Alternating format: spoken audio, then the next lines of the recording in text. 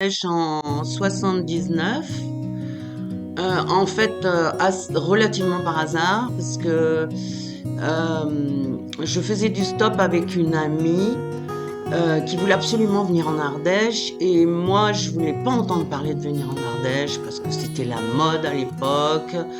Il y avait des articles dans les journaux du genre bachelière et elle élève des chèvres en Ardèche et des choses comme ça. Donc il y avait un grand retour vers l'Ardèche. Donc je voulais pas faire comme tout le monde. Donc je voulais pas entendre parler de venir en Ardèche.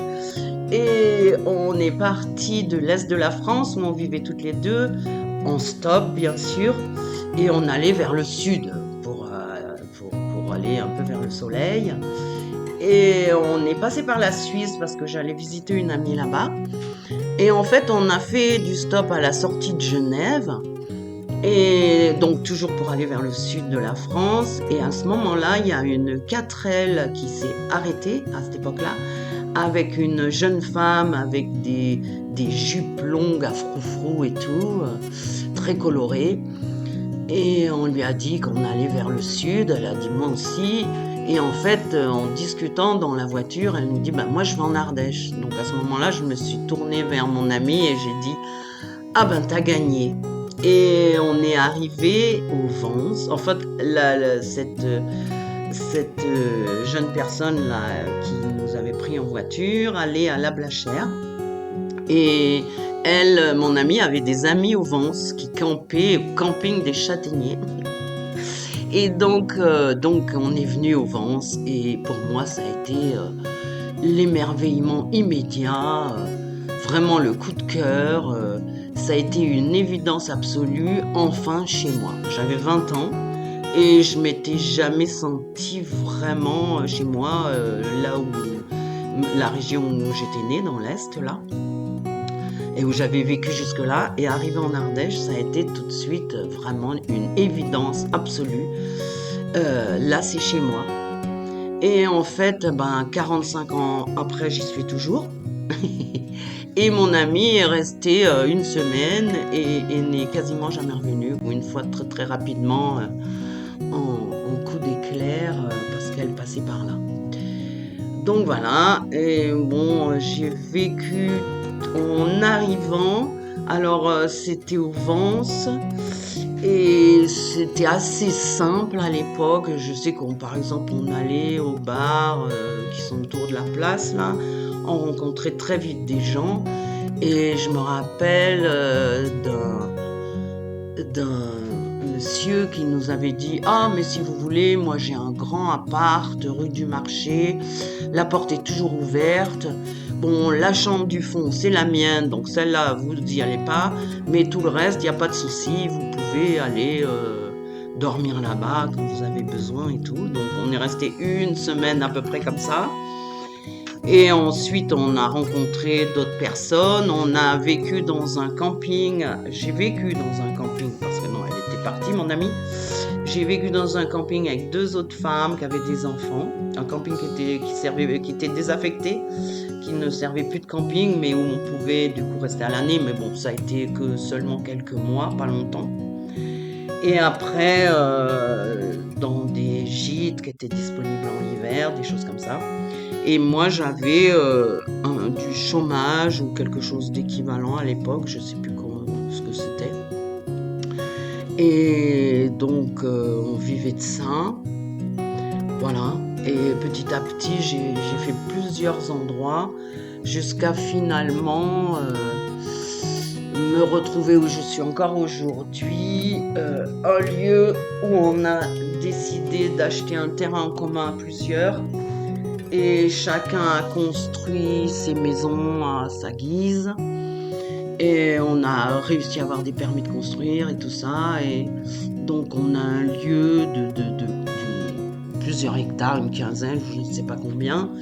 Et on a en commun la source, les chemins, la voirie et les choses comme ça. Mais chacun a sa maison et organise sa vie comme il veut, quoi. Dans la mesure où on s'occupe du commun ensemble, mais le reste, on Enfin, chacun fait sa vie, quoi. On n'est pas en communauté. Mais à l'époque, vous étiez dans des yurts ou des tentes? Alors ouais, oui, à l'époque, Ça sent. ici, donc dans ce lieu-là, on a vécu en tipi pendant pas mal d'années, parce qu'à l'époque c'était ça, la mode c'était les tipis, on parlait pas du tout de yourte encore. Dommage, parce que je pense que c'était un peu plus confortable que les tipis, d'autant qu'on était dans un endroit où je pense que le climat s'y prêtait pas vraiment, En vu que forêt, en montagne? en montagne, relativement exposé au vent, alors que je pense que les Indiens n'étaient pas fadas. Eux, ils choisissaient des endroits très appropriés pour poser les tipis. Nous, on avait choisi cet habitat-là parce que bon, bah, c'était en pleine nature, forêt, oui, 900 mètres, un truc comme ça. Et, et donc, voilà, c'était le seul habitat disponible rapidement, pas cher, parce qu'on n'avait pas beaucoup d'argent du tout, du tout, du tout. Et donc, voilà, il n'y avait pas de maison. Voilà, c'était une manière de s'installer dans les lieux. Et petit à petit, on est passé à des stades différents, caravanes, avec un abri devant en bois, des choses comme ça. Et on a fini par construire nos maisons, ce qui a pris quand même de longues années. Et de quoi vous viviez à l'époque, hein? Alors, on vivait de vraiment, vraiment pas grand-chose. On avait très, très peu d'argent. Je me rappelle de semaines où c'était un peu la galère de se demander comment on allait acheter le paquet de tabac, parce qu'on fumait, donc les fumeurs vont comprendre.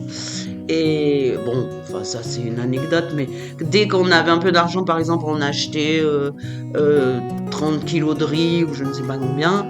Du coup, on est à la campagne, donc on avait toujours de quoi manger, même si c'était pas toujours très très varié. mais on avait vraiment peu d'argent et on allait de temps en temps travailler des récoltes de fruits. Je me rappelle même à une époque où on était un peu dans la galère, on avait vendu des fromages de chèvre sur le marché qu'on achetait à un fabricant du coin là, qui collecte le lait dans plusieurs fermes et qui fait du fromage de chèvre. Du coup, on lui achetait et on les revendait sur le marché. On a fait ça quelques mois, enfin voilà. Et on trouvait des petits trucs comme ça pour gagner un peu d'argent. Mais on vivait avec très très peu de moyens. Et donc, vous logiez dans les tipis dans les années 70. Oui, oui, oui, parce qu'on n'avait pas de maison, pas de moyens pour louer quoi que ce soit et tout. Donc on avait trouvé ce moyen-là. On avait demandé un terrain qui appartenait à une personne qu'on connaissait, qui était sur la montagne, qui était loin de chez elle, qu'elle n'utilisait pas. Et du coup, la manière de vivre là, à l'époque, c'était les tipis. C'était la mode des tipis, donc on en a fabriqué. Moi, j'ai fabriqué mon tipi. C'était toute une aventure, hein, des coutures de 12 mètres de long et tout. Bon, et avec une amie, on a fait 2 tipis, un pour elle, un pour moi. Et donc on n'avait que la bâche à acheter et puis j'ai dû, je sais pas combien de temps, peut-être 10, 15 jours de travail ou je sais pas combien, assidu quand même, parce que c'était un gros truc. Et après donc effectivement on vivait dans ces tipis qui étaient franchement pas un habitat hyper adapté au lieu où on était, mais quand même qui était mieux qu'une tente de camping, hein, bien sûr. Alors on fait un feu à l'intérieur, on arrive quand même à avoir chaud, Il y a un tube tout ça, pour... mais le matin, la température est équivalente à celle de dehors, quoi. Et on vivait dedans, même en hiver. C'était très rustique, quoi. Je me rappelle, on faisait la lessive à la source, on faisait chauffer de l'eau sous un feu de bois dans des grosses lessiveuses. Enfin, c'était très, très rustique. On était jeunes et très en forme. Et on avait choisi ce style de vie. Mais rien que la vie dans le tipi, en fait, c'est ça qu'il faut savoir. Demander pour que ça fonctionne bien, prenez l'énergie de la journée quasiment entre faire son bois, sa toilette, la lessive, toutes ces choses-là, le maintien quoi, prenait beaucoup de temps. C'était impossible, ça, on peut pas concevoir d'aller bosser c'est 8 heures par jour et de vivre dans un tipi. Ça, c'est impossible, par exemple. Bon, donc, on n'avait pas le choix. On n'avait pas l'intention, de toute façon, d'aller bosser 8 heures par jour. Ça tombait bien. Mais donc, on faisait des petits boulots de temps en temps, récolte de fruits et tout ça, comme je disais. Donc, voilà. Mais c'est une vie assez sportive quand même, la vie en tipi. Et je pense qu'effectivement, les yurts qui sont venus après sont quand même un peu plus confortables. Ça demande moins d'énergie, de fonctionnement qu'un tipi, quoi. Mm. Et au sol, il y avait des tapis dans Oui, les bien tipis? sûr, oui, bien sûr, on mettait des tapis. Non, c'était très douillet, très confortable, super agréable, hein.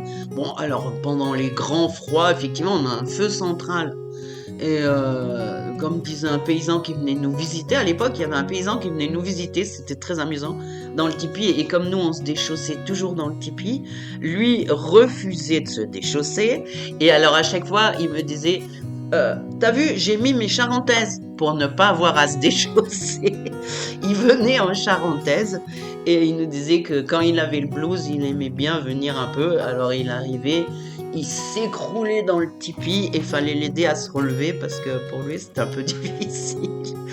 Alors il nous faisait des petits commentaires assez amusants du genre ah oui on a très chaud devant mais le dos c'est pas donc voilà et mais c'est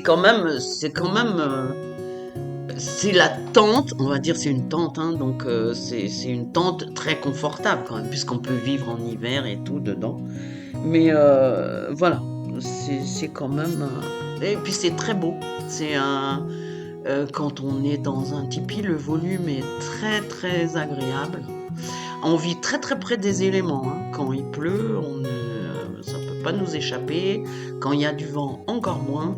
Enfin, on est très très très près de la nature quand on vit dans. Et quelles étaient vos valeurs pour venir ici? En fait, c'est une recherche de liberté et aussi d'essayer de trouver d'autres manières de vivre, quoi, que celles qu'on nous avait montrées, celles pour lesquelles on avait été éduqués. Enfin, moi, j'avais fait un lycée agricole, ça veut dire que en tant que femme, en plus, surtout à l'époque, ça voulait dire que ça m'orientait vers un travail en bureau, quoi, chambre d'agriculture ou je ne sais quoi du genre.